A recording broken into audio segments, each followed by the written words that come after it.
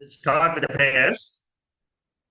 Om Bhadram Karneभिः शृणुयाम देवाः भद्रं पश्येमाक्षभिर्यजत्राः स्थिरैरङ्गैः स्तुष्ट्वागुंसस्तनूभिः व्यशेम देवहितं यदायुः स्वस्ति न इन्द्रो वृद्धश्रवाः स्वस्ति न पूषा विश्ववेदाः स्वस्ति नस्ताक्षोररिष्टनेमिः स्वस्ति नो बृहस्पतिर्ददातु ॐ शान्ति शान्ति शान्तिः.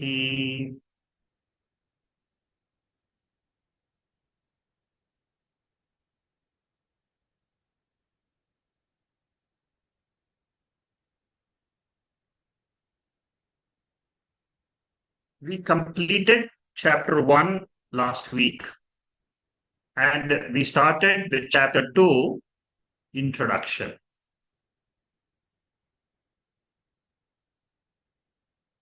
Mandukya Upanishad reveals to me my higher nature. My lower nature is called as Vyavaharika Satyam, which consists of the waker, dreamer, and the sleeper. The Upanishad introduces me to my intrinsic nature, which is called as Paramarthika Satyam, the absolute reality. The absolute reality is given in mantra number 7 of the Upanishad. All other mantra 7 and 12. The balance 10 mantras are basically talking about the Vyavaharika, which is waking state, dream state, sleep state. In the mantra number 7, there are two words. Prapancha Upashama. First word. It means the entire seen world, perceived world, can be resolved intellectually. Upashama.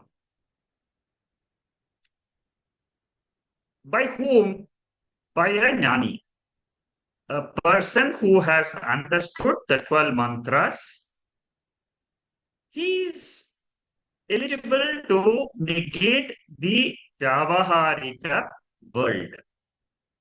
The world has to be kept separately. The Turiyam, have to be kept separately. I have to stand on a higher pedestal whose description is Prapancha Upashama and Advaitam, Shantam, Shivam, Chaturtham Manyate. Compared to the three states of the Vyavaharika level, the Turiyam level is Paramarthikam. I have to drop the world which I am seeing completely. Neha nanasti kinchana. Kathopanishad. There is no world, no Vyavaharika world in the Paramarthika Turiyam Avastha or the Turiyam state. If this is the case, what happens to the world which I perceive? It is negated as asat, anrutam, vitatam. These are all the different words used for falsifying the world of appearance. Exactly like how you do the falsification of the dream world on waking up. Similarly, on spiritually waking up to the Turiya avastha, I can negate, I can falsify the waking world. You must be very clear in this because the whole chapter will be otherwise very confusing. You will always keep on thinking, how can I drop this waking world? It has got experienceability, it has got utility, it is so solid. All these questions will run into your mind. The questions will arise if you have not understood the basis. The basis is you cannot be in dream trying to negate a dream. You have to wake up. You have to wake up spiritually. You have to be woken up by the Guru, by the Shastras, by the Upanishadic study. You have to wake up to your higher intrinsic level. And standing on that level, you can negate the waking. Exactly like how you negate the dream world, similarly, you negate the waking. That is the concept behind the entire chapter 2, the entire chapter 3, and entire chapter 4. Always remember, whenever you are studying second chapter, third chapter, fourth chapter, you have to stand on as Turiya. Don't stand as this body. Dehatma abhimana should not be there. Once you drop the Dehatma Abhimana, automatically you are a Turiya Atma. So this is one important lesson which we should keep at the back of our mind. Another important point is Dvaitam and Advaitam. The entire Vyavaharika level is called as Dvaita level. Dvaita means there is a Tripurti. There is a knower, knowing instrument, and knowledge. Whether it is in waking state, there is a knower, which is the waker. In the dream state, there is a knower, dreamer. In the sleep state, there is a knower, sleeper. All these three states are relative states. Changing, Vyabhichari. There is a state which is continuously there, that is called as Turiya Avastha. It is continuously there. It is not something which is moving from one end to another. It is not a waker, dreamer, sleeper. It is common to all the three avasthas. In Turiyam, there is no Dvaitam. Try to understand this point. Very important point. 2 points I have told you in the beginning now. You must keep these 2 points throughout our study of chapter 2, 3, 4. What we are discussing is Advaitam. Advaitam means non-duality. One Turiyam alone is. See, these are all technical points. If you understand the technical points, you will understand the Karikas. Because Karika means it's a commentary on the Upanishadic mantra. There is a structure of understanding the verses in the commentary. You must understand this broad structure. And it is easy. Then you will find the whole thing very interesting, very absorbing. You will wait for the next week. Oh, I must learn this. I must learn this. You see that enthusiasm will be built up once you understand the framework on which this Bhashyam has been written. I will now go to the portion where we stopped last week. So this is what we stopped last week. And What we have done so far in chapter 2 is in this slide. The first thing which we discussed last week is what is the meaning of vitatam. Vitatam means vaitatyam or unreality. Another word used is mithyatvam. The second chapter is called as Vaitatya Prakaranam. Why is it called Vaitatya Prakaranam? Because it reveals the falsity of the waking world. It reveals to me the unreality of the Jagrat Prapancha. This is revealed only by the Shastra. Your eyes cannot know this at all. Your intellect will never understand this if it has not gone through the Mandukya Upanishad. See, for a normal person, the Jagrat Avastha looks very, very real. But the Upanishad says it is unreal. Exactly, it is giving the status of the dream state. How I should understand that? That is the topic of this entire second chapter. And what Anumanam which we use, Anuman means the inference. Parvataha Vanniman Dhumavat. Mountain has fire because it has got smoke. This is a typical Tarka Shastra example. Where you can see smoke, you can infer there is fire. Yata Mahanasavat. Like in the example, they give like you have in a kitchen or in a yajna shala, wherever you see smoke in a yajna, when you're doing homa, in the homa kunda, you keep on putting oblations, there is fire and also there is smoke.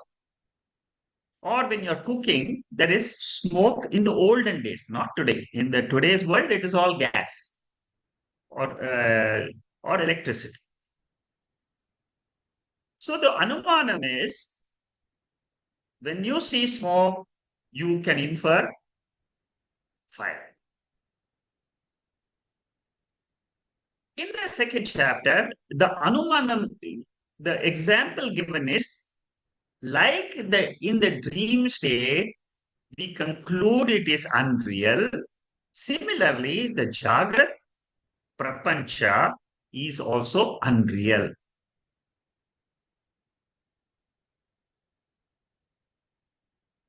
The dream world seems real in dream. Get this point.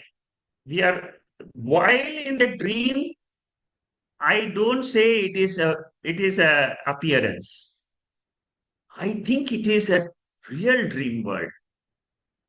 It is seemingly real, but factually does not exist. When do I say this? On waking up. Similarly, Gaudapada Acharya, the grand guru of Shankaracharya, writes this entire commentary of the second chapter with this as the basis. You wake up to the Turiya Avastha and then declare Jagrat Prapancha is seemingly real. Factually, it does not exist. What exists then will be the question. Can we say the whole world is without anything? It is only non-existence and non-existence and non-existence, like Shunyavadi of the Buddhist philosophy, who says that there is nothing in the world. Vedanta says that it is Shunyam is a wrong philosophy. Go back to the Veda and see the seventh mantra. Prapancha Upashamam is the Mithyatvam of Jagrat Prapancha alone. But for any Mithya, like a rope snake, like dream, like mirage water, there has to be an Adhishtanam. The adhishtanam is inferred. It is inferred. You look at a rope snake and you say there must be a rope. You look at the dream, you say there must be a waking. You look at the mirage water, you want to negate, you want to know the reality of the mirage water. Then you have to discover the sand. Similarly, when you want to negate the waking world, you have to discover the Turiya Atma. There are 38 Karikas in the second chapter, and all these verses are only, the goal is to make you understand that waking is exactly like the dream, waking world. There is Adhishtanam in the waker also, which is Turiya. We are not negating that. Adhishtanam is changeless. Adhishtanam is the illumining factor. Without the illumining factor, there is no world at all. In the introduction to the second chapter, Gaudapada, Shankaracharya says that Gaudapada Acharya in the Karika number 18 of the first chapter, he has already told us that when the reality is understood clearly, then only the waking and the Swapna Prapancha is as good as non-existent. And then he also gives a Mandukya Upanishad mantra. The 18th mantra of the first chapter, I have put it here. Okay. The Chandogya mantra, I will give it to you a little later, which is the third chapter, second section, first mantra, where it says, Ekameva Advitiyam Brahma. There is only one. Ultimately, there is only one. And Tattvamasi, you are that. You means what? You, the Atma, is that Param Brahma, which is Turiya. Param Brahma, Atma, all these are all different names for only one Vastu, which is called as Turiyam Brahma. So when the Turiyam is known, Dvaitam consisting of the Jagrat Prapancha, Swapna Prapancha is as good as non-existent. You have to stand in the Turiyam level, which is a higher level, which is called as Paramarthika Satyam. Therefore, as a seeker, what should I do? I have to do two things. One is I have to falsify my experiences of the waking world. Second, I have to know what is this Turiya. So the first step is to know Turiya. That is, know the Turiya Avastha clearly. If you are still having doubts about this Turiya Avastha, any doubt, please put it in the chat box. I will try to clear your doubt. Seventh mantra on your own, you try to read it, understand. If your intellect throws some doubt, please write it down and ask in the next class. If you don't understand anything, ask in the next class. Doesn't matter because that is very critical. The whole chapter 2, 3, 4 is based on the seventh mantra. So many verses have been written.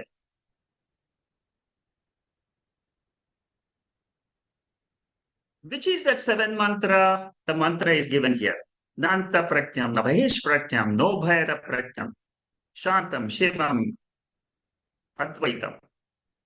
Chaturtamanyante, sa atma sa vijnaya. This atma you must know as the fourth, as the Turiya Avastha. So after standing on Turiyam, Will I stop experiencing the world which I'm experienced to, which I've got, which I'm used to now? That will be the question of all the seekers. Will I become blind to this world which I'm experiencing? No.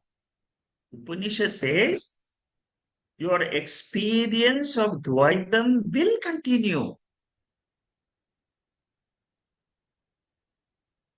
You will still see the world. You will still see the Singapore or America or India, wherever you are, you will see a house, you will see, go through your Dvaita experiences. Why do you have to go through the Dvaita experiences? Because it is prarabdha of the body. Whenever you are in the Vyavarika world, never forget the law of karma. Body means karma. Every day you are doing karma. Karma means every day you're doing action. Ritualistic action or laukika action. Going to office, kitchen, doing cooking in the kitchen, running around shopping, learning, going to school, going to college. All these are all vyavahari. Nothing will stop. Only thing is, you will know that all this is a passing phase. It is there, it will go away. It is there, it will go away. The death experience will come, the death experience will go of others. Again, it will pass away. That is the nature of the world. That is what Lord Krishna wanted to teach Arjuna in the second chapter. Jatasi dhruvo mrityuhu. If you are born, you will die. So don't grieve about those people who will be killed in the battle, because that is the law of nature. You realize you're not the Shariri, you're not the possessor of the body. You are Atma, Turiya Atma. To convince our intellect that Jagrat is unreal is the goal of chapter 2. A very famous Bhagavad Gita verse explains the same unreality in the Bhagavad Gita language. What is being said here? Maya tatamidam sarvam jagatavyaktamurtinah mastani sarvabhutani nachaham teshvavastitah. Lord Krishna tells Arjuna that this whole world you see before you is all my form only. It is me, the Turiyam, which is unmanifest, is manifesting as this world. That is what he's saying in this verse, fourth verse of the ninth chapter. Very important verse. Then, Mastani Sarva Bhutani, the world is in me. World is in me, the Turiyam. I am the consciousness, the screen. All the movies are happening in the screen. The movie is about the waking state, dream state, sleep state. Channel 1, channel 2, channel 3. All are experienced by me, the Chaitanyam, the illumining factor. Nachamastani bhutani pashyame yogameshwaram bhuta brinna cha bhutastaha mamatma bhuta bhavana. The very next verse in the ninth chapter, immediately Krishna says, all those world which you're talking about is not in me. They don't dwell in me at all. It is only a Maya Shakti, that is a divine yoga principle. Because of that yoga, the Maya Shakti, you see as if they are there in me, but really they are not in me. Very most important mantras of the Bhagavad Gita. In your Gita book, you must put a star and keep it. Whenever you revise Gita, you must know these two mantras along with Brahmarpanam Brahmahavi, Brahmagno Brahmanahutam. These three mantras of the Bhagavad Gita talk about the Turiya Avastha. They are only telling you have a higher level, and that in that level, there is no way. So realizing that Turiya Avastha is the goal of all the mumukshus, all the seekers who come to the Upanishad, who come to the Bhagavad Gita, who come to study the Brahma Sutra, they have only one goal. I want to realize my own higher nature, which is Turiya. That Turiya is Chaitanya. It is brilliant. It is spiritually brilliant, not materially brilliant like the sun or something. It is the spiritual essence of this whole creation. The Upanishad wants me to stand alone as the Turiya and negate the prapancha as unreal, anrutam, mithya, asat. It is difficult exercise for a normal intellect. But for an intellect who has come to the study of Shankara Bhashyam, it is very easy because we are going step by step as Shankaracharya is trying to make us understand. His words are the best. If you want to understand the Upanishad, please study the Shankara Bhashyam. They will make your intellect worthy to lift yourself to the higher reality. Whatever is negated by knowledge, like rope snake. I put a torch on the rope snake, and then I see the rope snake is not rope snake, it is rope.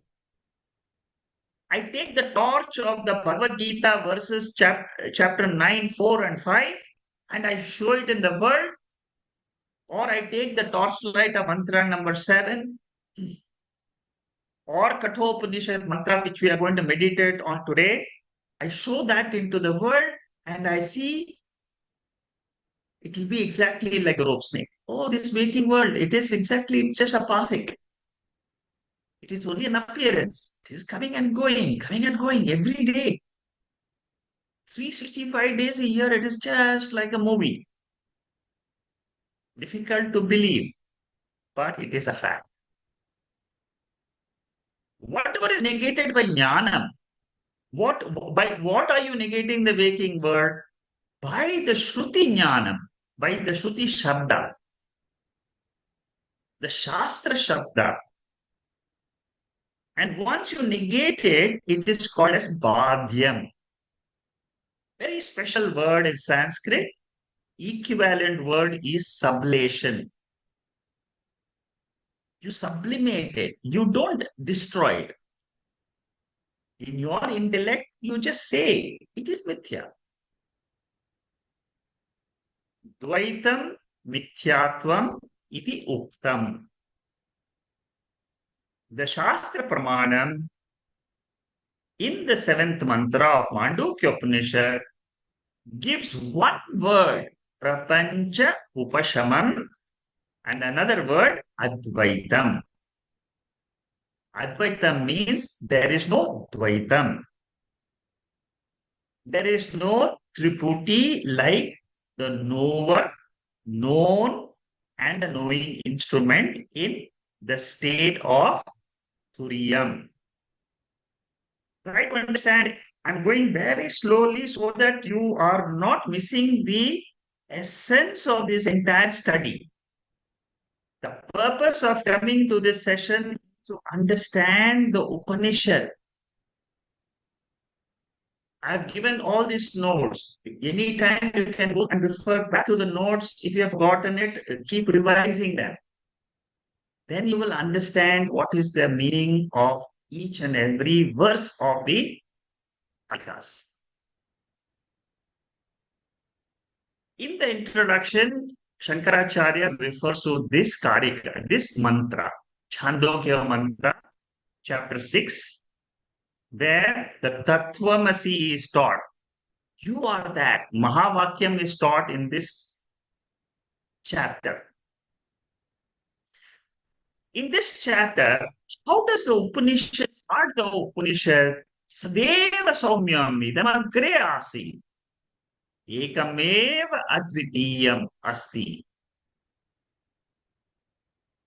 In beginning, there was one pure existence.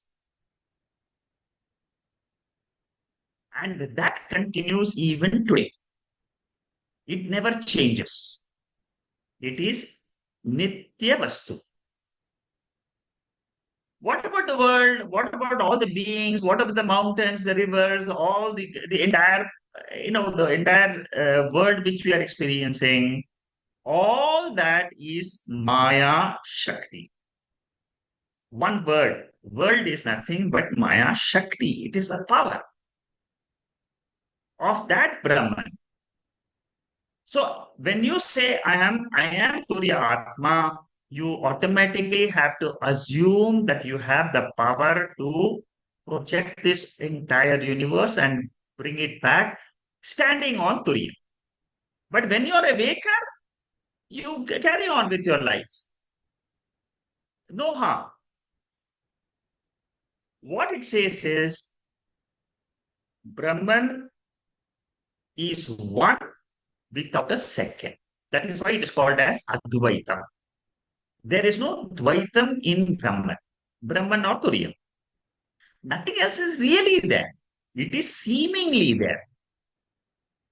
Gaudapada and Shankaracharya concludes by saying unreality of the world is revealed only through Agama Veda Pramana Matram. Only Upanishads will declare the nature of the world which we are experiencing. Nobody has ever taught me that the waking world is exactly like the dream world. Only when you go to a guru, he will use the scripture and he says, look at the scripture. What does it say about the waking world, about the dream world? And then you make up your mind. Chapter 2 and 3 are Mananam chapters. First chapter is called as Shravanam chapter. So if you love to use your intellect, if you want to use your intellect, you want to clear your doubts. Even if you don't have a doubt, the Upanishad will bring up a doubt in the form of a Puravaksha. And then it will say that if you are thinking like this, don't think like this. That is a wrong thinking.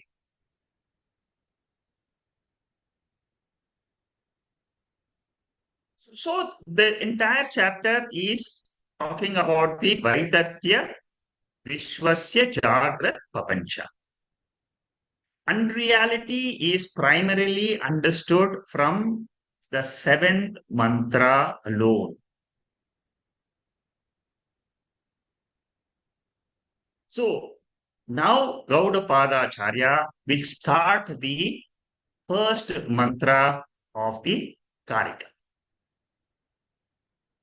Okay, so before I get into this, I want to give you a bird's eye view of the verses in the second chapter. It is not included in the book. I just added it before the start of the class. I had presented this yesterday for the Saturday class. For those who have attended the Saturday class, you know this. But for those who have not attended, I'm just giving you this background. So whenever we are studying these 38 verses, you keep this diagram chart in before you.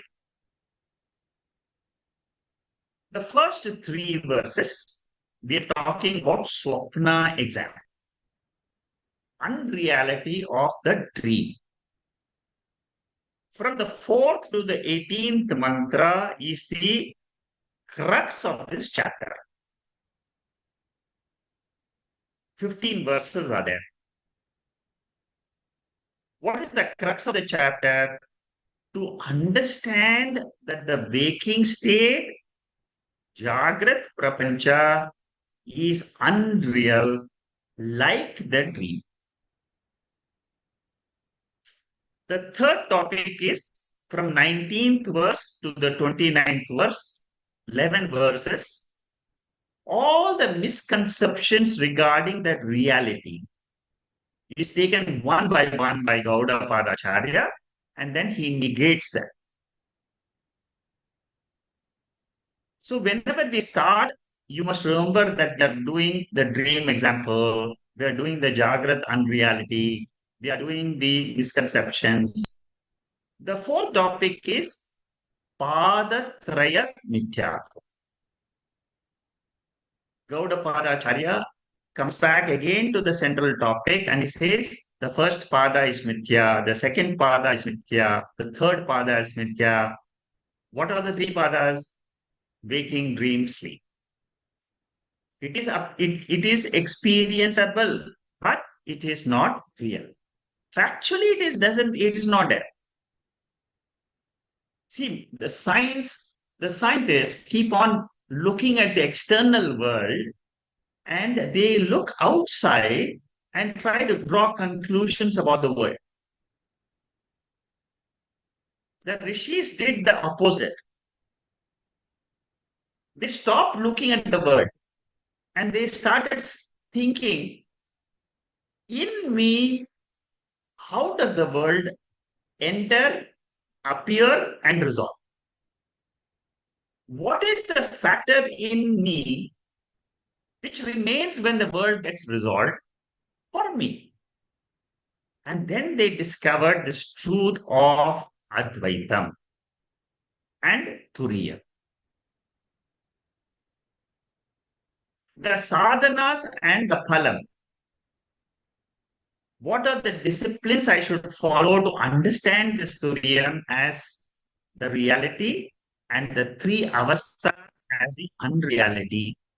What are the sadhanas, disciplines like Shravanam, Mananam, Nididhyasana? And what is the actual phalam I will get? What is the benefit I will get? That is said from 35 to 3.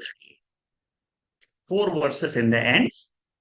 This is the mega picture of 38 verses, which we are starting now.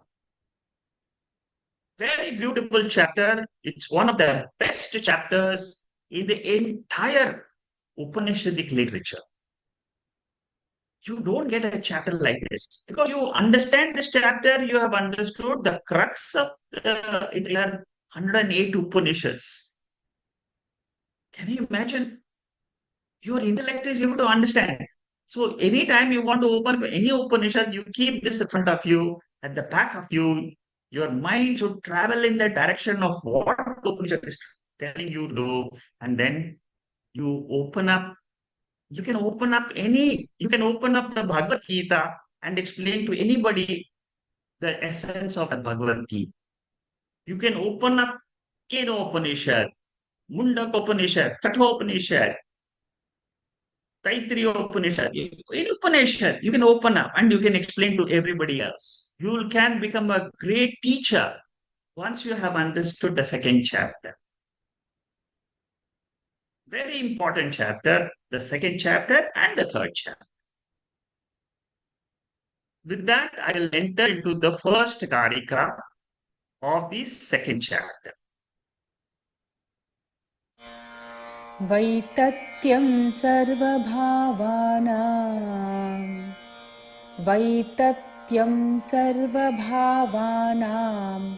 स्वप्न आहुर्मनीषिणः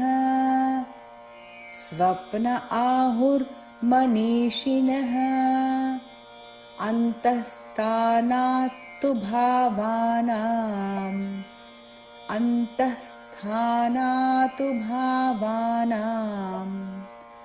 संवृतत्वेन हेतुना संवृतत्वेन हेतुना. The first three verses talk about dream. Dream, in the first verse, Gaudapada in his Karika, he uses yukti, logic. Why is dream unreal? Logically. Second Karika, he uses anubhava pramana.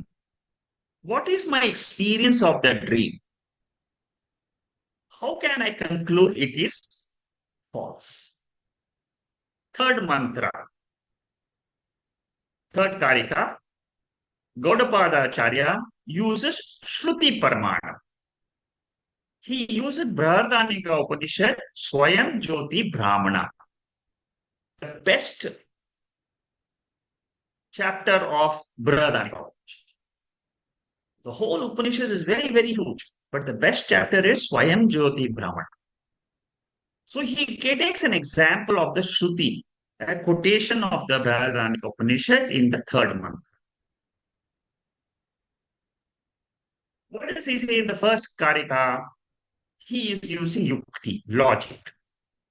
He says the wise people, they declare that dream is an illusion. What is an illusion? Illusion means it is experienceable but not real. What is the best example of in the waking world? The best example is Gaudapada himself gives us that example a little later on. Magic show. In a magic show, if you're attending or even if you see a magic show on the YouTube, while you're watching the magic show, it will appear very real. But it is unreal. Factually, it is not there. That is what Gaudapada is talking now. See, first he wants us to understand the dream world. Then he will say, now you look at the waking. When it comes to the next section, he will say, whatever you have understood in the dream world, apply the same knowledge in the waking world. Then you make your conclusion.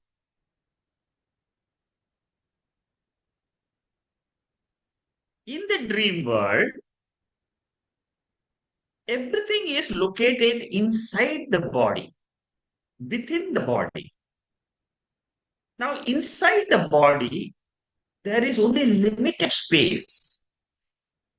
But what you dream about, you dream big. You are skiing in the Alp mountains. Can it be accommodated inside your body? No. You're dreaming about some girl who is born and you are getting married to her, and then you are having kids with her, and then you have problems and you come back. All that is happening in 90 seconds. So, with a desha kala, appropriate time and appropriate space is not there in dream. Therefore, you call the dream as illusion. So with this, I will go to the explanation. Jagrat is also unreal like Swapna. But first we have to understand Swapna is real. Suppose you say Kumar is intelligent like me. So first I have to have the consensus. I should be able to say how Kumar is intelligent. Then only I can say I am intelligent like him. So like that, first we have to conclude Swapna is unreal. Then you say waking is unreal. So three karikas I told you. The first karika is yukti. The second karika is anubhava pramana. Pramana means source of knowledge. Yukti means logical. Logic is used as a source of knowledge. Anubhava means experience is used as a source of knowledge. And Shruti Pramanam is the third Karika. The third Karika is referring to Brihadaneka Upanishad, Swayam Jyoti Brahmana. It is also a source of knowledge to say that the dream world is unreal. See how step by step Gaudapada Charya is building up the entire chapter. That is the beauty of studying Shankara Bhashyam. See how beautifully the structure is there. First, you talk of Yukti, then you talk about Anubhava, then you talk about Shruti. When a teacher teaches you like this, with this process,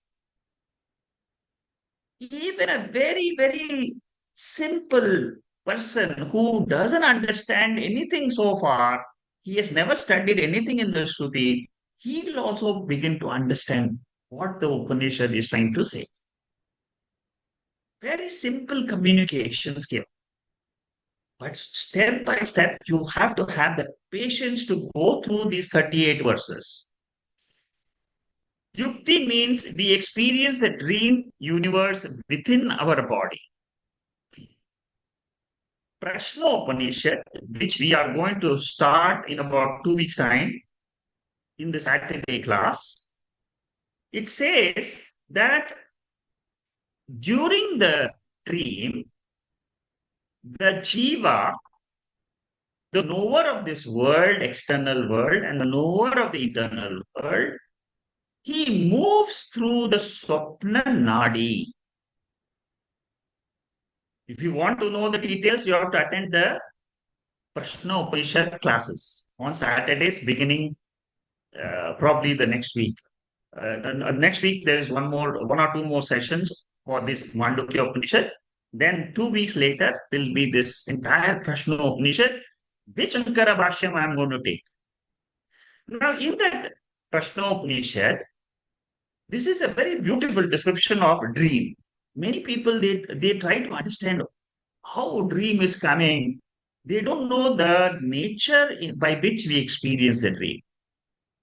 Only Prashna Upanishad, it clearly, and also in Brihadaneka Upanishad, it says very clearly that dream is an experience. It is an internal experience through the nadis, through the blood vessels, when the jiva travels, when he travels, he brings out all the impressions which he has gathered in the waking state. He can experience meeting the Prime Minister of India, the Prime Minister of Singapore, Prime Minister of so and so. He can meet, anything is possible in the dream. But all the objects in the dream are imaginary. They are unreal. They're vasana projections.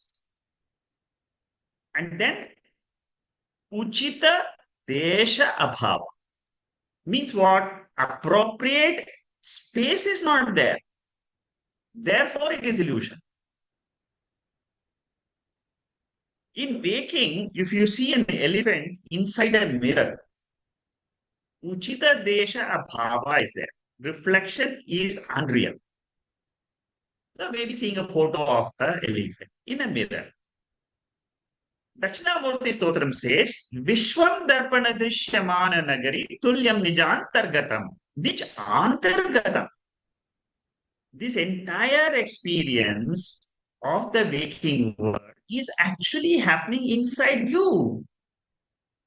Because all the impressions are outside, the objects are outside, but all the stimuli, the vrittis, they are coming from there into your mind. And the self, the consciousness is illumining your mind. So actually speaking, this is what is called as Shakti. Suppose you know I'm the consciousness, then you will not be bothered about the world and you will know it is an illusion. Suppose you don't know consciousness, you'll be thinking that the world is real. So like in a dream, The experiences are inside your mind. The waking experiences also is inside your mind. It is called as Jagrat, or it is called as Jnana Pratyasa. Uchita Desha Bhava in waking also is there because world is seen in our intellect. In our intellect, there is no space like the space outside. It's a very, very subtle knowledge revealed by the Upanishads. People who have trained their mind through japa, through different meditation techniques, they will understand this truth. If you don't understand, doesn't matter. Listen to it for the first time. As you go through the second chapter, the third chapter, you will also get this knowledge very clearly in your mind. The next Bhashyam of Shankaracharya, he says there is a logical reasoning for the dream world to be unreal.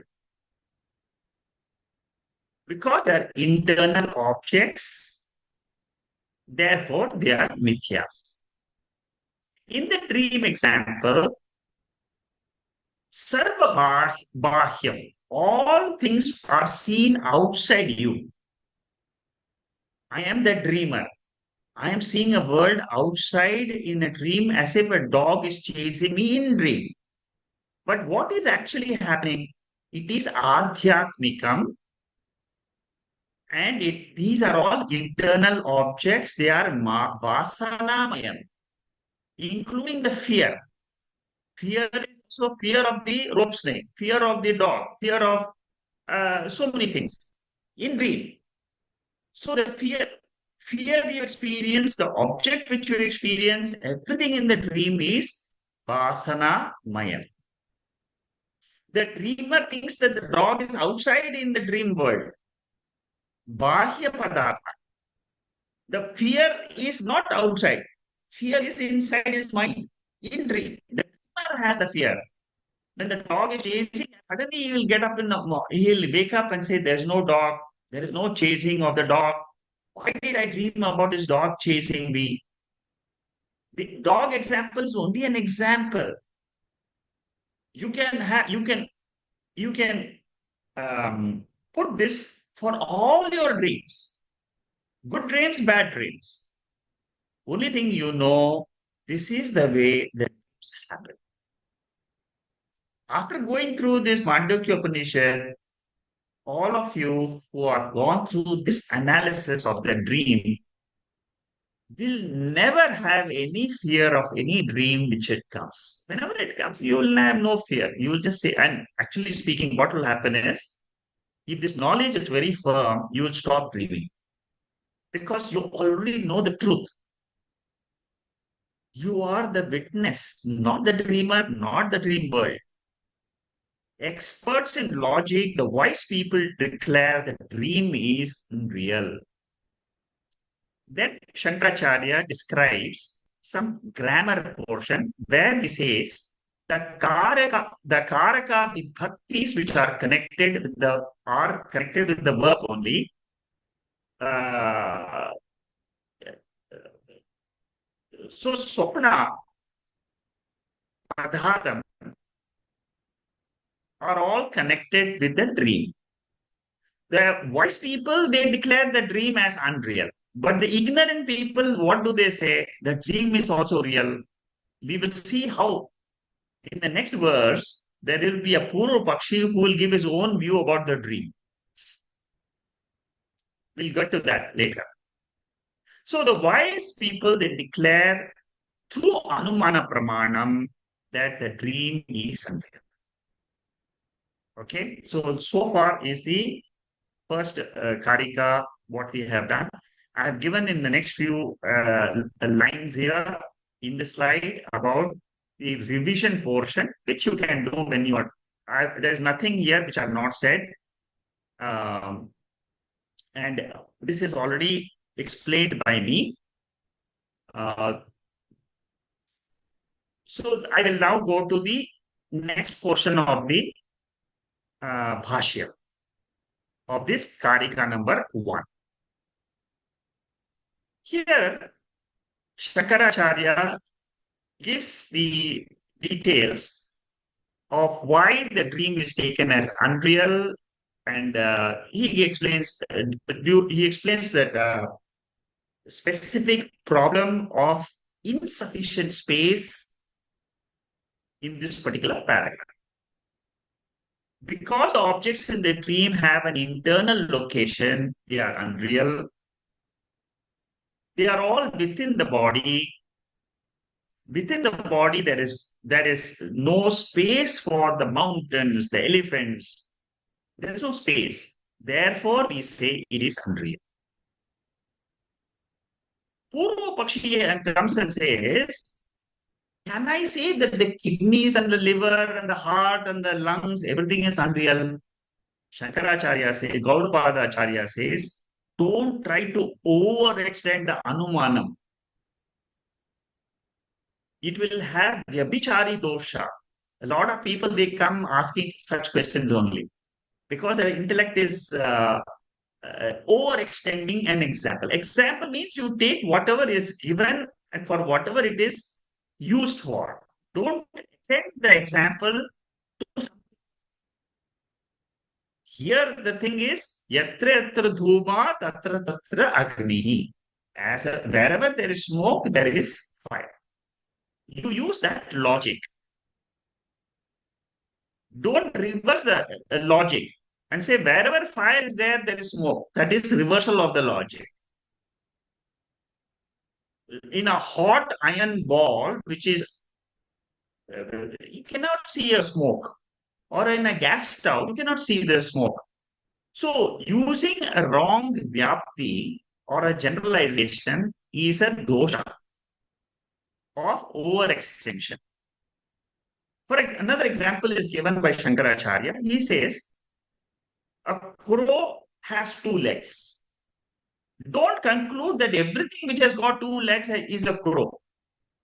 That is overextension of an example.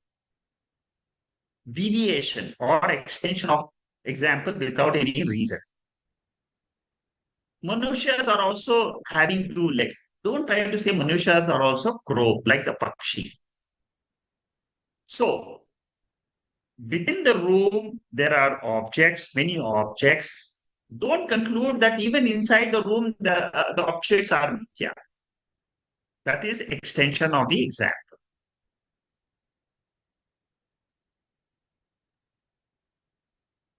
A pot is inside the room. Is it unreal? It is not unreal. It is real because it's a pot. I can see the pot.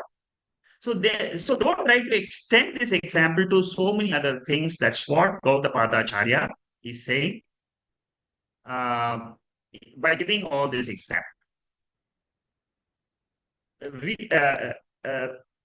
So there is no sufficient space for the dream world to exist in my mind. That is the central essence of this Karika. How can the Mount Everest be there within my body, inside my nadi? But I do experience it. So what we are saying is, you are experiencing something, their space is not there. Therefore, you say Swapna Padartha is Vitataha Ujita Desha Abhava. This is the Anumana Vakya. For every inference, you have a sentence like this and giving the reason. We will see the Anumana, how Anumana is done in the 4th Karika. Dakshinamurti Stotram I have explained. So that is all about the first Karika. So today we have done one Karika, the first Karika of the second chapter. Now Shankaracharya gives an introduction to the second Karika. In the second Karika, he says, Uchita Kala Bhava. There is no sufficient time for the dream world to exist. First mantra says, there is no sufficient space for Mount Everest to exist inside your mind. Same thing he says, time is also not there. You are inside for a few hours, you are dreaming. For a few seconds, not even hours. In dream, you can go to London and come back in a few seconds.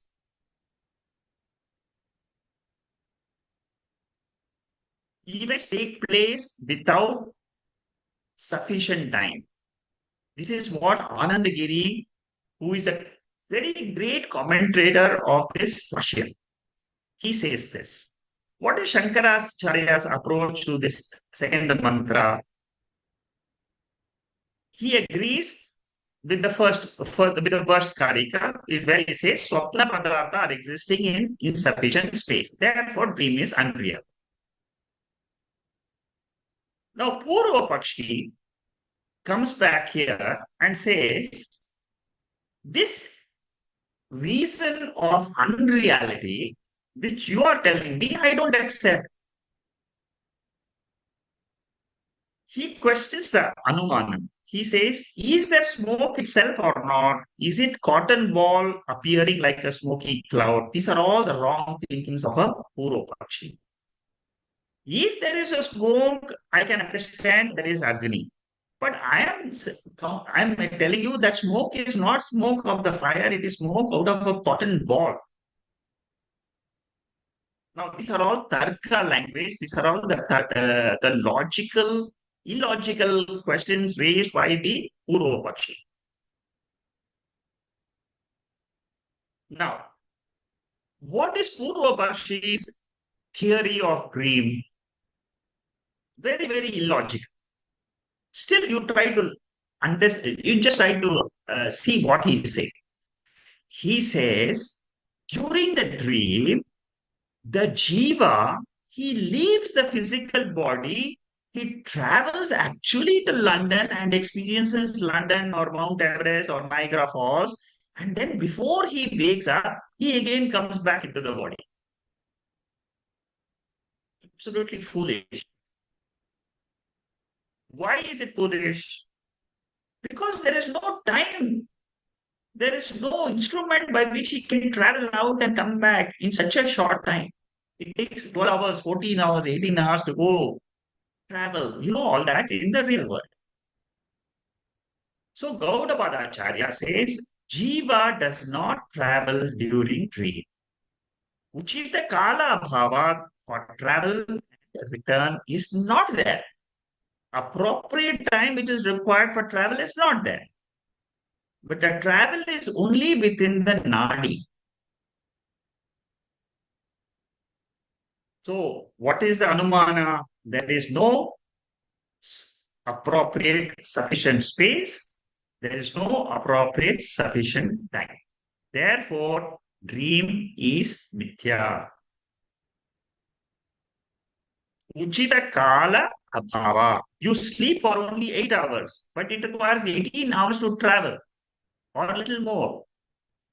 So it is not possible for you to leave your body, travel, experience, and come back. This is the answer given by Gaudapada. Okay. So now let me go to the second verse, the actual verse. So far we have seen the introduction. अदीर्घत्वाच्च कालस्य अदीर्घत्वाच्च कालस्य गत्वा देशान्न पश्यति गत्वा देशान्न पश्यति प्रतिबुद्धश्च वै सर्वः प्रतिबुद्धश्च वै सर्वः तस्मिन् देशे न विद्यते तस्मिन् देशे न विद्यते. So Gaudapada gives another point here. He says, when the dreamer wakes up, he doesn't wake up in London or Mount Everest or in USA or in some other country. If he has actually traveled, he should be waking up there. He says he finds himself in the same room in which he was dreaming. Therefore, all what is happening in the dream is Mithya. That is what he is saying in this Karika. Second Karika, I have already explained to you all these points, that there is no sufficient time mentioned in Karika 2, no sufficient space in Karika 1.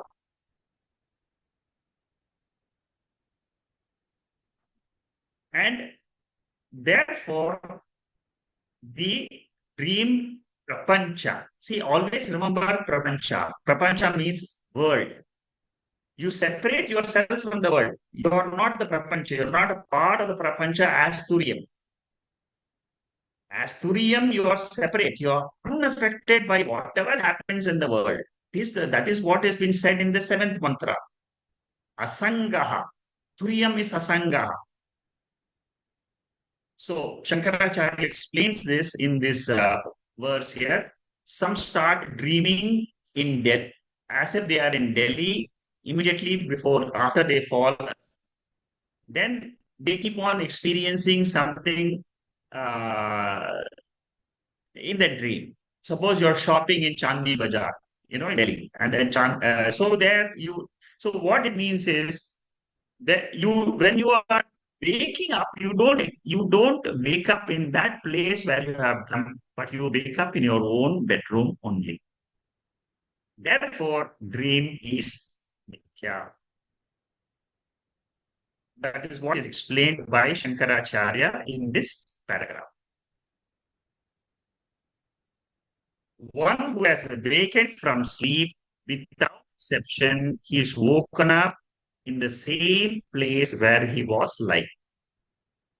Waker does not see the dream world at all. In Turiya, you don't see the waker's world in the seat of meditation or in the samadhis. Suppose you want to realize I am of the nature of Turiya. And like you have negated the waking world, the dream world in the waker, waking up to the waker. Similarly, suppose you want to negate the waking world, you can do it in your seat of meditation and say the entire world I'm experienced is Neha Nana Asti Kinchana. We have done this meditation 2 weeks before.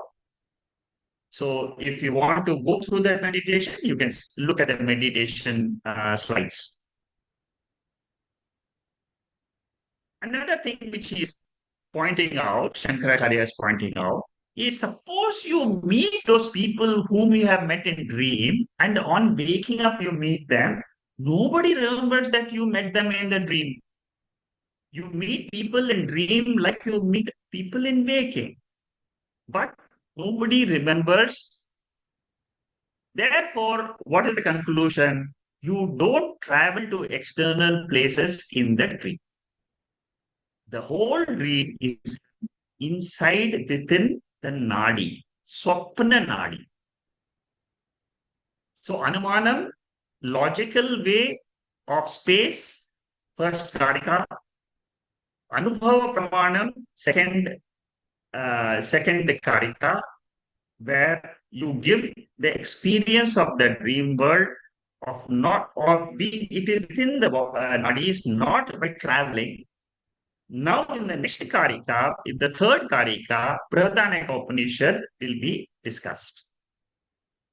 Okay? Anubhava Pramana means we do not go out of the waker's spot. In the fourth chapter, there are 3 or 4 verses, 33, 34, and 35, 3 verses. The 3 verses which describe whatever we have discussed now, Gaudapada Acharya writes the same thing in the 4th chapter of Mandukya Upanishad. I have pulled up those 3 verses and I have given you it here in the notes. And it gives very clearly what we have discussed today.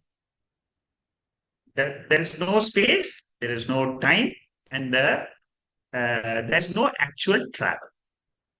Uchita desha kala bhava, and there is no gati, there is no travel.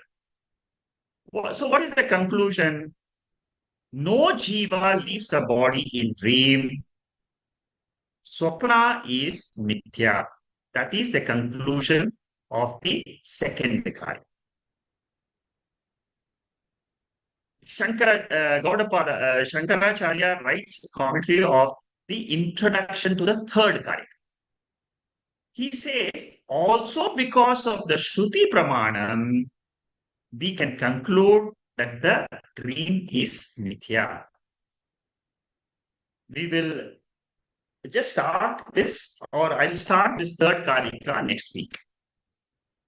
Okay, so we will start with this slide number 1192, the third Karika next week. Main thing is, whatever we have discussed today is quite easy. It is not difficult. Only thing is, theoretically, using reason, how do we reason out? This will be used for the waking state.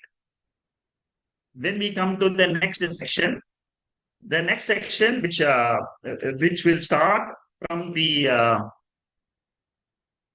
which I told you before, from the fourth mantra to the 18th mantra. So there is one more mantra, the third mantra, which will give you the Shruti Vakya. Vedanta Upanishad will be quoted, and we will say that Shruti says that dream is Mithya. And then we will study the fourth, from the fourth to the 18th. 15 mantras are there, karikas are there, where we will study how the waking state is also Mithya, which will happen next week. Okay. Today, so as of now, we'll close this Mandukya session. Om.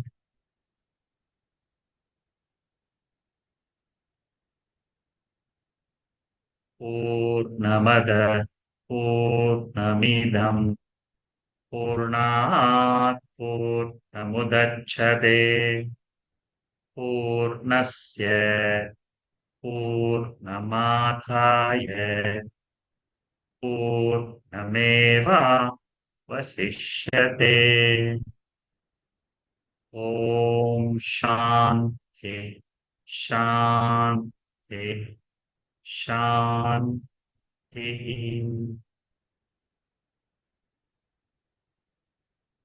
There are no questions on the chat box.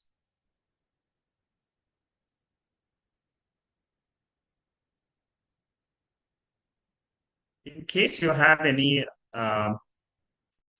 questions you would like to ask, you can raise your hand and pose your questions. Shekhar ji. Bolo bhai. Tell me. For the past some time, I'm being confused. The word dream. So, you see, you gets a dream. Where does you get the dream from? There should be a source, right? Correct. You are saying that there should be a source for the dream, correct? Yeah, you see, the smoke comes from the fire. Right? Okay. Yeah. So the dream also should be coming out from some part of our body. Correct. Correct. So we cannot say it's Nitya dream. It's not, because all human beings experience dreams in their lifetime. Dreams comes and go. So we don't know the source of where the dream comes from, and whether it's related to our private life or past life or what life. So we don't know, because they say there should be some meaning in dreams that comes to you. Do you agree to it? Okay. There are two questions you're asking. The first question is, what is the source for the dream? Yeah. Is it my life which I have lived in this life, or is it in my previous life? Something which happened in the previous life, is it coming to me now? Yeah, that's true. The answer given by the Shruti, by the scriptures, is that we all have a karana shariram. We all have got something which is called as uh, a body in which there is some impressions of yesterday, of this life, and also maybe of the previous life. Either one. It can be anything. It can be either yesterday, whatever you experienced yesterday, it might come today in the dream. Or tomorrow or 1 month or so. So Right? you see, our dream, if you analyze it, as soon as you get up in the morning, before you come out of your bed, try to analyze what was the dream. Then you will know whether it is something which you have experienced and it is all built up. See, a dream world is not a straight, clear world like our waking, because our intellect is not being used in the dream world. It is just an impression, which is a bundle of impressions. Mm. It is coming out in the dream. It is just projecting in the dream. That is the nature of our mind. Our mind just projects whatever is there inside the karna sharira, inside that body. Now, inside that body, there could be many, many things. You see, usually you will find you don't even have time to analyze that dream too much, because our mind is so rajasic. It will it will probably think of the dream for a few minutes. By the time you open your eyes, you're already absorbed in the waking state. So Mhm. your question is dream, what is the source of the dream? The source of the dream is our impressions of this life, yesterday, what I experienced. It can be what I saw in the TV. It can Mm. be you see, what happens is in our life, when I go through the experiences, there is some portion which is got a big impact on me. So Mm. that portion which has got a big impact, suppose for example, I'm just giving an example that suppose you have had a big fight with your son. Now that fight has remained in your subconscious mind. So when you go back to dream, you might again dream about having a amicable settlement with your son in dream, which you wanted to do in waking, but you did it in dream. And the next day morning, you'll just go and shake hands with him, because that subconscious mind has been clear. Mm. See, dream, the benefit of dream, according to the scriptures, is that there are certain impressions which we have to throw out of our subconscious mind. And the dream helps us to throw out those impressions. Mm. Okay, so this is about the regarding the source of the dream. Mm. No, You but clear now? technically, we see my wife passed away 2 years back, 10 years, Yes. 20 years. But I never request for it. Really. But after, in past my life, I did get contact with that she came in my dream. Correct. But It's no possible. communication took place like Yes. that. After that, the eyes is open. Yes. Yeah. See So it, that's what I said. It is an impression what you have had as an experience. hmm. That is But what is coming out in your dream. Many uh, people have got experience of their father, of their mother who have passed away. It can be of your grandfather also, grandmother also, with whom you spent your childhood. It can come back mm, again. It can be very early childhood experiences. Suppose you had some very impactful childhood experiences. those impressions can also come out at any time in the dream. So, but the one lesson you should remember is never spend too much time thinking about a dream, because it is an appearance only. This is taught to us by the Upanishad. Upanishad clearly tells me whatever is in my dream world is Mithya. Yeah. Mithya means it appeared, it disappeared. So don't try to keep on thinking too much of your dreams. As a But fact, you should not even think too much about your waking experiences also. Why did this person talk to me like this? And then this person talked to me like this 25 years ago. I'm still thinking about it.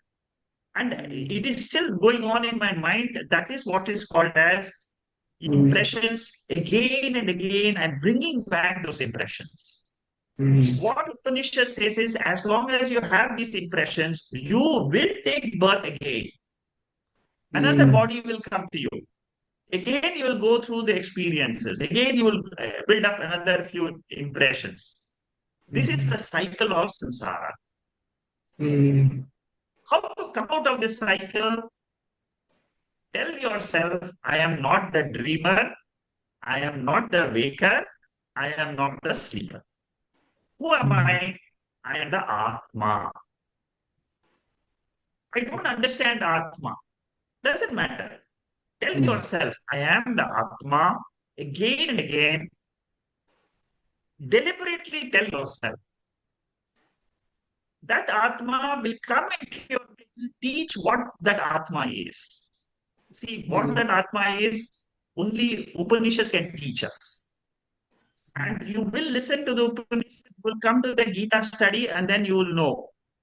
Maybe you have not picked up so much of what we have discussed. You have been attending these sessions for the last 10, 12 years with me. Now you have heard so much. Nothing has gone waste. This is all there in your subconscious mind. It is there. All the talks which you hear about the Gita, about Upanishads, never is wasted. It is said in the Bhagavad Gita of the world which we experience in the spiritual context is ever wasted. You will start in the next birth from where you stop. That's it. And the path, you will still be in the spiritual path. And that is the beauty of this study. But the funny part is, Shekharji, we never realize that I can have a dream tomorrow or day after, whatever. But the dreams come automatically, Yes, without any that's correct. request. See, for example, do you ever know that today you want to have these thoughts only during the day? Thoughts come to you. Suddenly you will think, I should go there, I should go there, I should read this, I should do this. Thoughts are bubbling inside your mind. When they come up, it is called as this aspect of why the thoughts come. That is all Maya Shakti. Each one of us is a package of that Shakti. There is a power. In all the living beings, there is a power. That power gives us these thoughts. That is why there is a law of karma. Prarabdha karma, sanchita karma, agami karma, all that is explaining to us what we experience in the waking world and what we experience in the dream. That's why they say the cause and effect. You see, so what there should be a cause and there should be an effect. That's correct. Yes. So there must be some meaning in somewhere why it's been connected every now and then. So it's yes. Yes. Right. There could be some reason, right? So, yes. So nothing takes place, is it? Correct. You see, the reason is the impressions which are there in your body. There is, you see, whenever you experience something, for example, suppose you take a flower, you take some roses in your hand, and then for some time and drop the roses in the feet of Lord Krishna. And you take your hand and you smell your hand. There is a fragrance left in your hand, right? That is what that smell is still there in your hand, right? This is what is happening in your mind also. When you experience the world, the mind is like a film. It is grasping the world, and it is like a camera which keeps that some impressions it keeps within itself. And when sometimes during your dream, those whatever it has kept, it comes out. Okay, thank you very much. One more, secretly, this, as you were saying, the soul or whatever, it doesn't travel and come back. Like let's say we go US or whatever, it doesn't travel and come back, right? Correct. So, I mean, when we pass away, the soul goes back to where it came from, right? On its own, only, right? Okay, there are two meanings for the soul which you are using. Meaning of the soul means a traveling soul, a traveling jiva. After death, that jiva takes up another body. So this is called as the traveler. This is what is called as samsara. Now, this is not what we are discussing in mantra number 7 or what the Upanishad wants to discuss. Upanishad wants to discuss there is another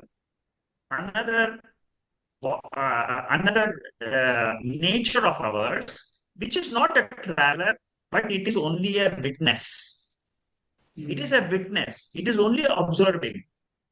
It never travels. It is always there all the time. When the body is traveling, when the body is taking a birth and it is dying, again it takes another birth, again it dies.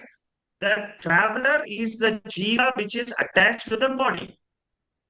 There is another portion of the jiva which is never travels, which is Sakshi, which is Turiya, which is Atma. That Atma is not the soul, which you are talking about. In generally, when we talk about the soul, we talk about the soul in two ways. One is a traveling soul and a travel-less soul. Travel-less soul is Atma. The traveling soul is the one, it is the mind which is still mind which is in ignorance. Since the mind doesn't know that there is something called as consciousness. Suppose you know consciousness, I am the awareness. The mind turns its direction and looks inside, inward. Then it sees this brilliant light of Turiya. Then there is no travel. There is no more travel for the jiva after it has come to know and it has realized the truth which the Upanishad wants to reveal. Anyway, this is something which will slowly happen in your mind.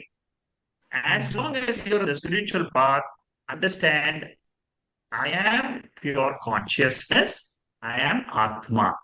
Again and again, tell yourself that will give you a lot of joy. It will give you a lot of happiness as you go through life. I used to say to myself sometime when I get a bad dream or something like that I have nothing to do with it. I'm a super conscious soul. I'm not the body. I'm not the mind. I'm a super conscious soul. Good. Right. That is exactly what you should say, and which you know the answer. You see, very good. I'm very happy that you have got so much knowledge from the scriptures. Very Okay, good. thank you. Thank you, Baba. Okay, Nandu, Shanta had raised the question before. Shanta, can you go ahead? Yes, in fact, I think in part, or shall I say, Bahupai already asked the question, Okay, which I was good. going to ask. In the dream, you travel to different places, and when you wake up in your own bed, right? That Yes. means, or where you're sleeping. So the dream is Mithya because you have not gone anywhere Yeah. in reality. Okay. But my question was a little different from what he asked is, yes, the jiva doesn't travel, the soul doesn't travel, nobody travels, but the impressions which we have got in our body, or as they say in the nadi, or the blood, they have come from different births, right? And so from the different births as they have come, they are these impressions not beyond time and space? And since they are beyond time and space, they these carry you to that place in your mind. So there is no physical movement, but there is a mental movement to the place where you are carried by um, vasanas, or Yeah, whatever you you're call right. it, as the remaining. And so you are actually, although you're not physically traveling, but you are traveling in your mind to that place. Is that not right? Okay. When you're talking about travel, you're not talking of the travel during the dream. Okay. No, You're not no, I'm only yeah. you're talking about the travel after you leave the body. No, no, no, no, no. I'm not talking about that either. I'm talking about, so the impressions in the nadi, right, have come Correct. from different births of mine. Could be my Yeah. waking world, today's Yes. waking world. I was thinking about it and it came as a dream. So that Yes. impression had remained in my blood, right? So that impression, which fructified into a dream, was in my thoughts. So that is Okay. in my mind, Yeah. right? And my mind has a capability of going, I mean, it has got, it's chanchal, right? So it Okay. can go Yes. wherever it wants and come back also whenever it wants, or whatever it is. So if you think about it, the not the impressions in the nadi out of the body, and the mind experiences these things. But when you wake, the body is still there, the physical body is still in the place where you are. So you are not traveling, but it is the mind. The impressions are making the mind relive those experiences or go to those places. I don't know what it is. Would that be not right, is my No, question. that is right. That happens even during the waking state. You see, in the waking state also, when your mind is uh, thinking about so many different aspects, you want to travel to India, you want to travel somewhere else. The, the mind definitely is in a position to move. It can project. Mm. See, whenever you say mind travels, what it means is mind projects. Projects, yeah, in the It thoughts, is yeah, a that's what I'm saying. projection of It's the not physical, yeah. mind. Mm. Our attention should not be on the mind's projection. It should be on the Atma, in the screen in which the mind is projecting. Mm. Mind may project in dream, mind may project in waking. What I have to focus is not the mind, but the screen in which all this is happening. The screen is stationary. The screen is this Atma. Screen is the awareness, consciousness principle, which is Satchidananda. So drop your attention from the mind and take your attention to the spot screen. But when you actually get to the screen, when you start thinking on that front, then it means that the impressions from your nadi, or from your blood of your previous life or your current life, which are so called cemented in your thoughts, uh, are actually getting cemented on your atma, or shall I say, whatever you're going to carry with you in your next birth. No, what the Upanishad says is the moment you realize that I am not the mind, I am the pure consciousness, Mhm. the all the vasanas they get perished. Okay. So you are by knowledge. See, through Mm. jnanam, Mm. uh, what happens is there's the past impressions which are there in your body, in your karana shariram, they get annihilated. The moment you become, see, this is what we learn from the scriptures only. Gaudapada Acharya will explain this process. He will explain the process in the coming few sessions from now. You will understand Yeah. why we say the dream is mithya. It is, you see, what you should understand is the definition of mithya. Mithya means I experience it, but factually it is not there. Yeah, seemingly. It is available for experience, but it is unreal. It is Existing. anritam, it So is my asat. other thing is, yeah. So I was saying that it means that because I was just thinking, like, there are so many things I keep thinking about because I've got this very bad habit of trying to think and try to find out the reasons. Probably that's also part of my profession, which is pushing me in that direction of so I was a bit worried that would these remain as impressions in my mind and I take another birth and oh my God. No. See, never get, see, that's why you should understand that Atma is at a higher level. Nothing will happen to the Atma at all. The only thing is, I have to realize I'm not the mind, I am the Atma. Atma is like the waker, which is already woken up, which is consciousness, which is at a higher level. Whereas the mind is at a lower level. So and both of them can remain simultaneously can remain. I mean, there are all these discussions are going to come in a few sessions from now. Okay, that's good to know. No, I was a bit worried. Atma and the mind can coexist. Like because they are two different levels of consciousness. Are you getting it? Yes. So no. My only worry was if I start thinking about something, will I be taking another birth? No. Because I just want to make sure that this is my last birth. Hopefully. See, nobody can stop. See, what happens is this law of karma is not in our hands. Don't think that I have any control on these thoughts. I have any control of taking a birth or not taking a birth. It is not in our hands. There is a lawgiver. There is Ishvara. There is some higher principle who will take care of this. So leave that to the Ishvara part. You're clear? Okay. Yeah. Thank you. Yes. Thank you. Shekharji, can I just add to what Vijayaji said? Actually, I was also thinking that this is a bit subtle. Yeah. So, see, these are two Karikas, Karika 1 and Karika 2. So, the Karika 1 is based on Sthana Abhava. See, I mean, we know the dream is Mithya, but there's a further analysis and the clarity is given to say that is illusionary and all. That's very great of this particular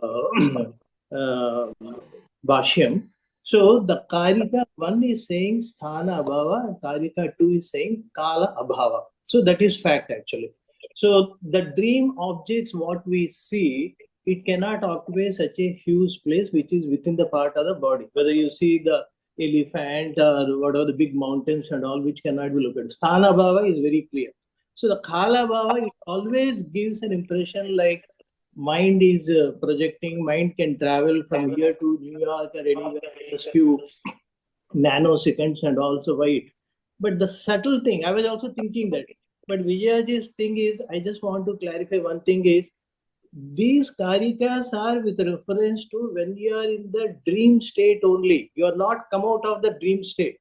The physical object, what you are seeing is in the dream state.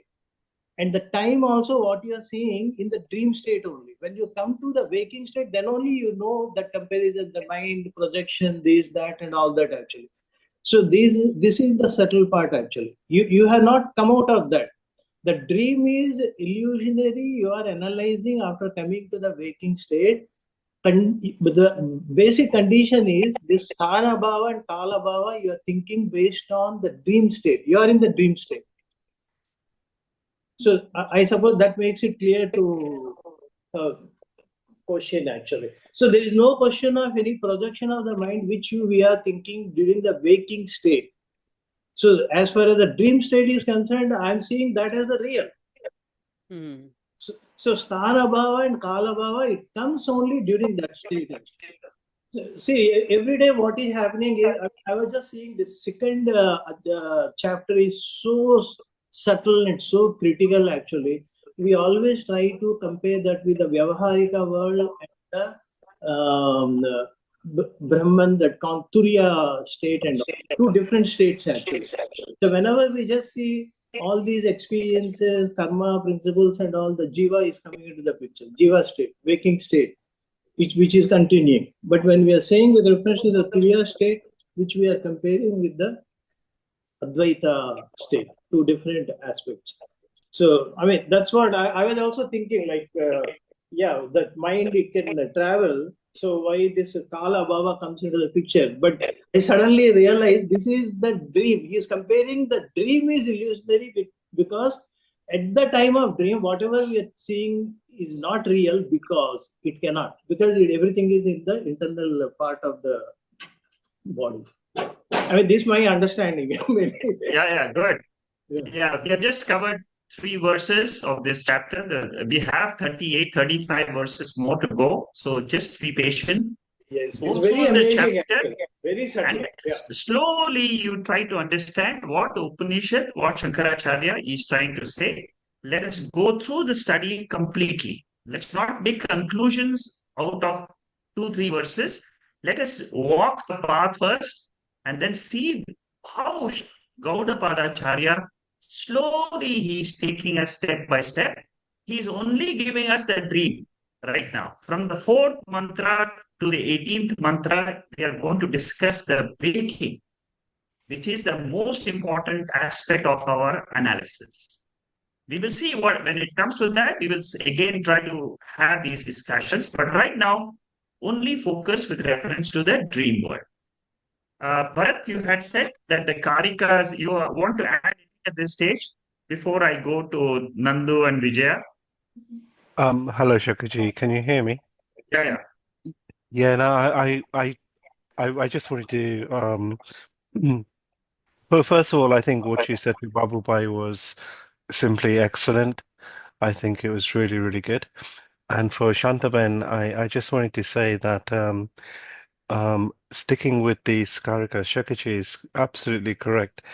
You know, the Karikas are going to develop and so much will be revealed.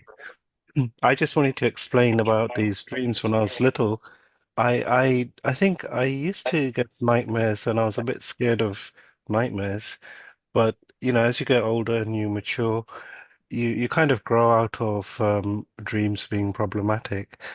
But it's only after really studying Advaita that isn't it amazing that we get these experiences called dreams that totally contrast the waking state.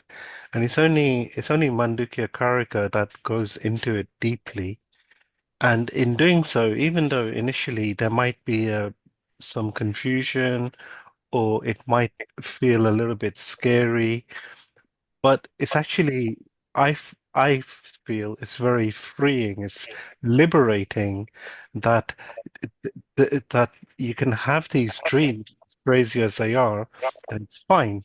And life can be as crazy or as plain as it can be, and it's fine. Thank you, Shakaji. That's all I Thank, wanted to say. yeah, Good. Thank you. thank you, Bharatji. But it's so wonderful for those who get dreams, Yeah. on regular basis. I don't. So I don't So enjoy. I mean, I don't know what, because people when tell me you they see colored dreams and black and when white, and when I've got you no idea. can I may I ask you a question? When you go shopping, I'm Yeah. sure I'm Yes. sorry, I'm presuming you enjoy going shopping. When you go shopping, do you kind of like at the spur of a moment or an impulse buy something? It could be clothing or food or I'm anything. Do honestly, you I'm ever a do very that? boring person. I don't like shopping. I don't like Do to go you for do movies. Yeah, do you no. ever do you ever do anything on impulse? Um, I do certain things. Yes. Great, Yes. great. Where do those impulses come from? I've got no idea. It just I That's feel and I the get up same and do it. same place as where the dreams come from. Some of these impulses are amazing, some of them can be quite challenging, and the same impulses are happening throughout your waking state as well. It's just an Mm, experience. yeah. But I've heard people, enjoying their dreams and they really have a good time. Well, I would have some questions for Shakaji when we hit deep sleep. So Shakaji better watch out for me then. Okay. Yeah. Yeah, thank Yeah. you. I've got just very few. I mean, if I dream, it's only some snapshots of Do you ever daydream? incidences. It's not Do, like a continuous movie-like dream which people see. no, do No, you ever I don't daydream? daydream. You don't daydream. No, Do, I don't. and do you read books? Um, no. I know. I don't read books No, that after can really Mandukya, lead all the to dreams these will dreams disappear. and other things. Um, I don't know. I don't even watch TV. I used to not like it even when I was a child. So as I said, I was very weird from my sisters, and they liked reading books. They were big time readers. My what's your favorite pastime? I'm older sorry, I sister can't let this especially. go. You give me a belief that I could have studied so much. What did you study, if you don't mind me asking? No, I did my master's first in physics and then in nanoscale science, and then I did my PhD in materials. Fantastic. So physics, so quantum mechanics, the status of the different electron shells, Yes, the polar exclusion principle, yes, Heisenberg. Now, yeah. did you not imagine and visualize all of these I can things imagine happening? them. I can imagine, especially when Well, I there you learned my go. quantum physics, nanoscale Fantastic. So you just had a daydream. Wonderful. science. Thank I you. could actually imagine an electron jumping and then a laser being formed when, yeah. Yeah. Oh God, There you go. You just that's you just wonderful did way it. of telling me. Yeah, Balaji, thank you. Young, Young's double slit experiment of wave particle duality. The only way to understand it is to imagine it. There you go. You just Mm, had your daydream. Thank you. right, thank you. Okay, Bharat, thank you. And Shanta, it's a very interesting conversation between two of you. I'm sure a lot of people also enjoy what you have discussed. Basically, what we are trying to analyze is uh, don't, like I again and again say, what light do we experience these dreams? Take away your mind away from the actual dream objects to the light or the consciousness, which is illumining the dream. So that is where we should put more attention. Nandu, you had raised your hand some time back. Tell me, you Yeah, Hariam, I think a lot of things we are talking about dream. Just my thought on little bit positive view of dream, and just like taking like today's example and taking that to like Advaita level. Like in my dream, as today's like example, I go to London, and so in London, the city of London, the flight and the all people and everything, that is me only within my dream, and me only become that each and everything, and taking that thing in the like jagruta avastha. In jagruta also there is no differences, and that is taking like payment for the like next chapter like advaita. That is little bit thought about, is I don't know whether it's right wrong. yeah, you're right. What you're doing is you're trying to apply the principle of dream to the Jagrata Avastha and say even in Jagrata Avastha it is. See, what you should say is that pure consciousness, that pure Turiya, is coming as this waking state, the waking experiences, and then again getting resolved into Turiyam again. If you understand it in this way, what will happen is that Turiyam will become more and more real for you, and the waking will become less and less real for you. Yep, that's Yes. that, like Try to, in the light of yeah, like Turiya, all these things are like happening. that's right. See, apply, that is what Gaudapada Acharya is going to do from verse number 4 to 18 of this second chapter. what you should say is there is a pure Turiya, which is objectless awareness, which is my real nature, which is what the Upanishad wants me to go towards. Don't get caught up in the dream world or in the waking world. The whole dream world is nothing but the waker becoming the dreamer, dream world, and the dream instrument, Triputi. The same thing is happening in the waking. I am the pure consciousness which is always stable, which is never, which is always free. But I am that same pure consciousness gets divided into three. That means I am the waker. I am experiencing so many things in the waking world. So billions of people, so many objects, so many all this is what it is only knowledge. Everything is the knowledge only. And that knowledge, pure knowledge is consciousness. Knowledge with the objects is Mithya. Try to get to this point, then you will be free, ever free. Good. Nandu, I'm glad you brought this combination into picture. Thank you. Okay, thank you. Vijaya, you have a question? Hari Om Shekharji. Yes, I have a question. I think bits and pieces of that is already discussed in detail. But I came to one understanding is the source of a dream is our vasanas or impressions as we call it. And the impressions or vasanas are actually the stored reaction from the Jagrat Avastha only, whether it is from the past life or present life. So it is actually easy to discount a dream as we knock off them when I awake. When I'm awake, when I wake up to the Jagrat Avastha, I can discount it. Of course, the reason being, we can knock off that it is space relative or time relative and stuff like that. It's easy. So the reason for the mithyatvam of the dream is actually the Jagrat Avastha. That is what I understand. Therefore, even the resolution of that is also in the Jagrat. That means the moment I wake up, I can easily discount the dream.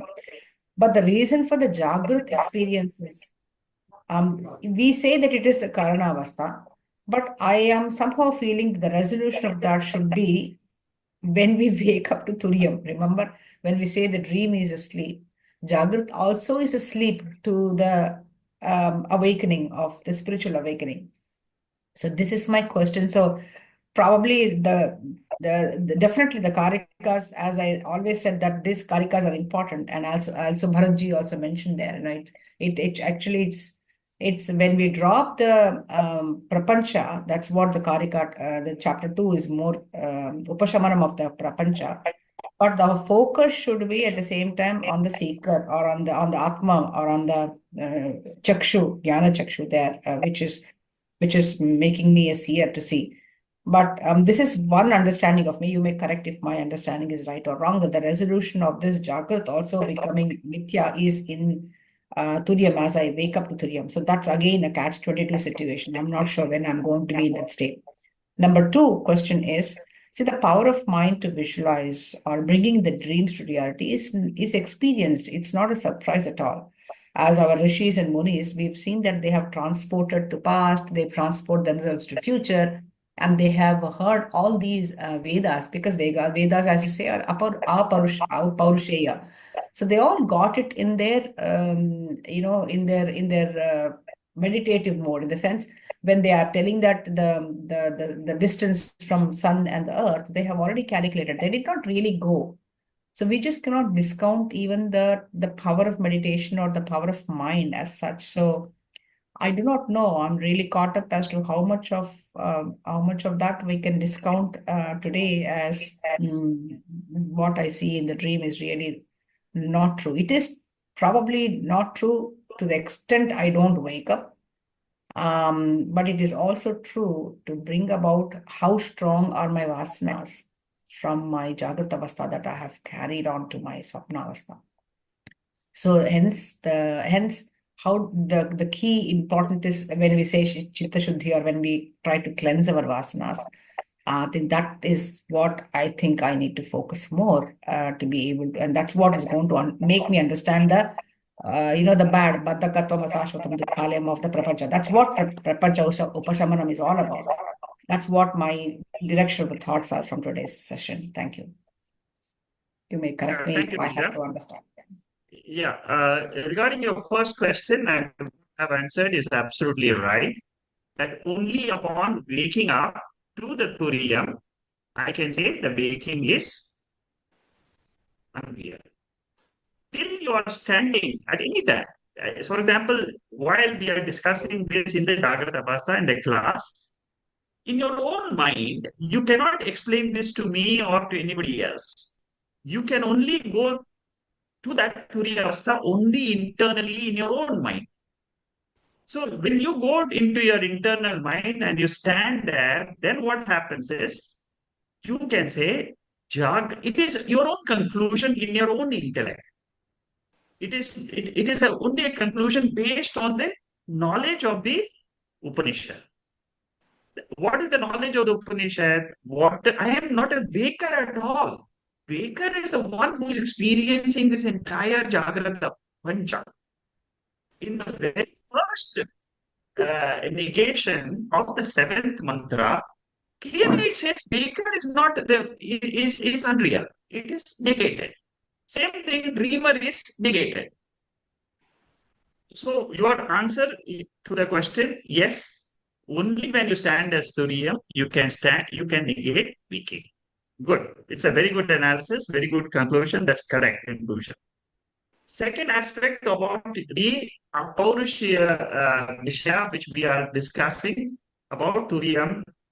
Now, whatever you pointed out about certain things which the rishis have discovered about the distance with the moon and the sun and all those are all the rishis have come to those conclusions not from their own specific mind, but these are all called as intuition. Intuition is something which is beyond their normal Paurushaya mind. What happens in intuition, how they discovered it, that is all a Paurushaya Vishaya, which the Vedas have kept it, they have explained to us. The rishis have done wonderful research into so many fields in the Vedic period. So those what they have seen about the objective world and conclusions about the objective world is only because they know that they have dropped their normal mind of vasanas. They were able to rise above the level of vasanas and get into a new sphere, which our normal intellect can never go into. So, the way you understand your second question is there is one field which is vasana oriented projections. The second field is intuition, which is beyond the vasanas. Suppose you realize this Atma, it is not out of vasanas, it is purely out of the study which is giving you something which is beyond the vasanas. So you have the Atma knowledge, Jnanam, Atma Jnanam is beyond the vasanas, and the dreams are to do with the vasanas only. Our entire waking state and the dream state is a result of the vasanas only. Entire waking state till today and even in the future, all is due to the vasanas. The moment you understand this adhyasa theory very well, you see, in adhyasa, there is something called as jnana adhyasa. Jnana adhyasa is happening inside your mind. Thoughts are rising, and then you are thinking that these thoughts are real. And what you have done, the reality of consciousness, you have superimposed on the thoughts. That is called as jnana-adhyasa. What happens outside in the world is called artha-adhyasa. Artha-adhyasa means objective adhyasa. So, coming back to where we have to really focus on is dropping this adhyasa, whether it is arthadhyasa or jnana adhyasa, realizing that I am the adhyasa free Atma. Ultimately, that will give us liberation. Pure consciousness has no adhyasa. It is ever free. And that is what Turiya, the seventh mantra, is revealing to us. We had a very long discussion today on this. Dream topic is always very interesting because it's a very subjective experience of many people. But very good. I'm happy that we had this discussion and a lot of doubts have been cleared. So I will stop here. We'll continue next week with the other mantras. And like I said, continue the second chapter till the end, and then you make the conclusions. Let the teaching come, let it percolate into your mind. Then, in your own way, you write down your own understanding of the scriptures. That will help you a lot. See, each one has a growth, has a spiritual growth. You only will know your own spiritual growth. Okay. Thank you. Namaste. Thank you, Ji. Namaste. Thank you. Thank you very Thank much, you. Shekharji. Shekharji, thank you. Thank you, Namaste. Shekharji. Thank you. Thank you. Namaste. Namaste. Hari Om, Shekharji. Hari Om. Thank you. Bye-bye.